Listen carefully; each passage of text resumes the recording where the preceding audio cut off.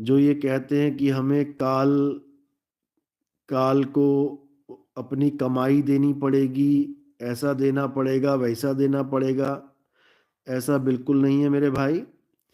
ये काल के दूतों की एक साजिश है, काल का नाम जपवाने के लिए। सीता भी रावण के महल में रही, रावण की लंका में रही, बिना उसका नाम जपे। अब कहने वाले ये भी कह सकते थे कि सीता को भी वहां का ऋण उतारने के लिए नाम जपना चाहिए था, लेकिन ऐसा नहीं है। कोई ऋण नहीं है, किडनैपिंग करने का कोई ऋण नहीं होता। तुम्हें किडनैप करके कोई 5 स्टार होटल में कमरे में छुपा दे, इसका मतलब ये नहीं कि तुम्हें 5 स्टार होटल के कमरे का किराया तुम्हें देना है क्योंकि तुम वहां रह रहे हो। तुम्हें रखा जा रहा है। मुर्गियां जिस बाड़े में रहती हैं उसका किराया नहीं देती, उनको रखा जा रहा है वहां पे। एक जगह से दूसरी जगह बकरों की सप्लाई होती है, लाद लाद के गाड़ियों में ले जाते हैं, तो वो गाड़ी का किराया नहीं देता कि मैं दिल्ली से मुंबई जा रहा हूं तो मुझे इतना भाड़ा देना पड़ेगा। उनका किडनैप हुआ है, आपका किडनैप हुआ है, आपको यहाँ पे कोई लेके आया है। इस दुनिया में आपको पैदा किया जा रहा है, आप अपनी मर्जी से पैदा नहीं हो रहे हो। कोई है जो आपको पैदा कर रहा है, लेकिन आपको पता ही नहीं है कि हम पैदा होते कैसे हैं। ये पेड़ दिखाई दे रहा है लेकिन इसका बीज तुम्हें पता ही नहीं है कि डलता कैसे है। इसीलिए ये काल के दूत क्या करते हैं, ये तुम्हें केवल ये झांसा देते हैं कि तुम्हें परमात्मा के पास तब पहुंचाया जाएगा जब तुम काल का ऋण उतार दोगे। ऐसा बिल्कुल नहीं है। अरे हम अपने दुनियावी पिता के साथ किसी होटल में खाना खाने चले जाएं, तब हमें अपनी जेब से निकाल के कुछ नहीं देना पड़ता, पिता अपने आप ही संभाल लेता है। तो ये दुनिया का पिता जब तुम्हें बिना खर्चे के खाना खिला सकता है, ऋण उतार सकता है, खाया तो तुमने है ना, लेकिन पिता पैसे दे रहा है, तो वो परम पिता परमात्मा, वो तुम्हारी भक्ति काल को देगा। शर्म करो भाई, शर्म करो। ऐसा कुछ नहीं है।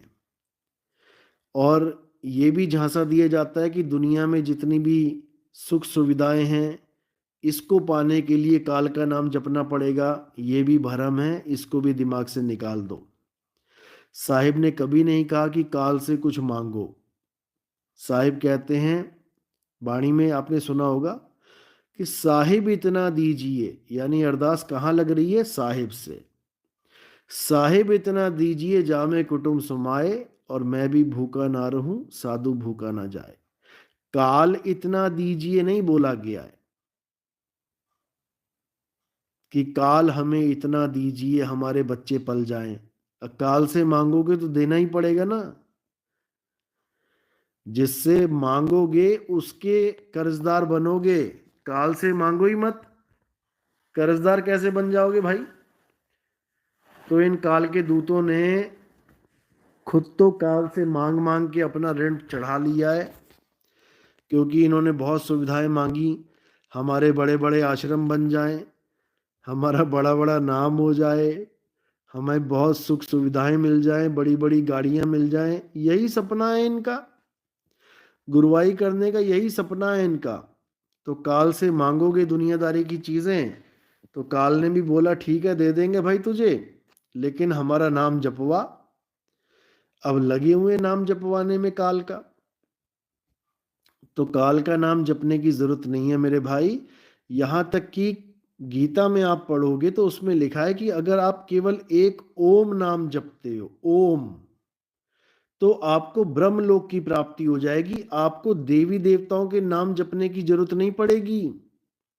यानी देवी देवताओं का लोक पार करने के लिए आपको एक पैसा नहीं देना पड़ेगा वहां पे। केवल ओम नाम की इतनी कमाई हो जाएगी कि तुम सीधे ब्रह्मलोक पहुंच जाओगे।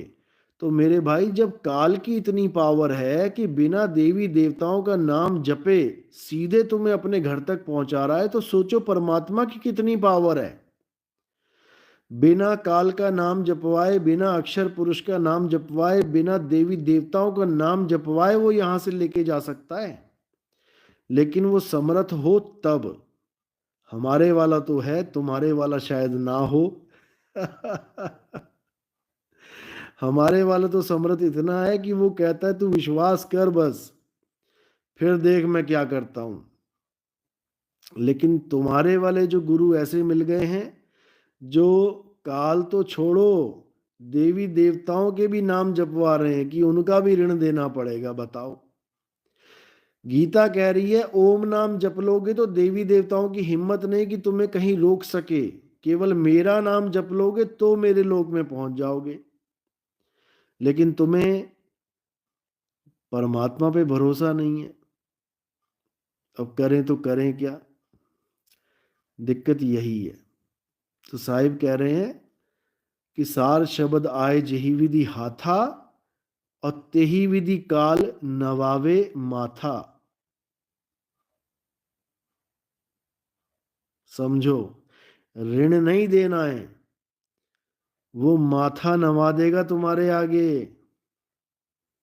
लेकिन तुम्हें सार शब्द का भेदी गुरु चाहिए, ये मंत्र देने वाले गुरु नहीं चाहिए कि मंत्र देने वाले गुरुओं को तुम तत्वदर्शी संत कहते हो। शर्म आनी चाहिए, शर्म।